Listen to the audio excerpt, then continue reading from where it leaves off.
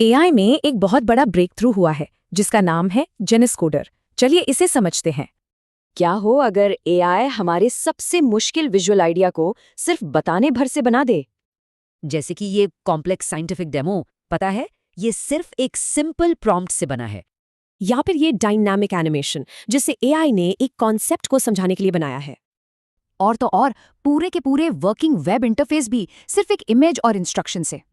तो सवाल यह है कि ये अब तक इतना मुश्किल क्यों था। वजह है कोड विजन गैप। मतलब एआई कोड पढ़ तो लेता था, पर ये देख नहीं पाता था कि उस कोड से बनेगा क्या।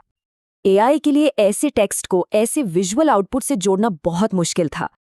इस गैप की दो बड़ी वजह थीं। एक तो अच्छे डेटा की कमी और दूसरा बहुत ज़्यादा स्पेशलाइज्ड मॉडल्स। तो इसे ठीक करने के लिए रिसर्चर्स ने पहले 800,000 सैंपल्स का एक ज़बरदस्त डेटा सेट बनाया। इसे कहते हैं जेनेस्कोड 800K। ये अब तक का सबसे बड़ा और detailed multi module code data set है। और देखिए इसमें कितनी वैरायटी है, वेब डिज़ाइन, चार्ट्स और यहाँ तक कि साइंटिफिक विजुअलाइजेशन भी।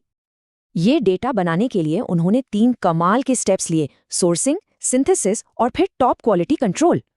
और इसी ज़बरदस्त डेटा के दम पर उन्होंने एक नया मॉडल बनाया, जेनेस्कोडर। ये पुराने मॉडल्स जैसा नहीं है, ये एक जनरलिस्ट है जो टेक्स्ट, इमेज और कोड तीनों को एक साथ समझता है।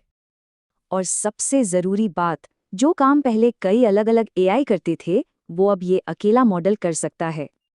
और रिजल्ट्स तो कमाल के हैं। ये ओपन सोर्स मॉडल मुश्किल विजुअल टास्क में GPT-4o को भी पीछे छोड़ देता है।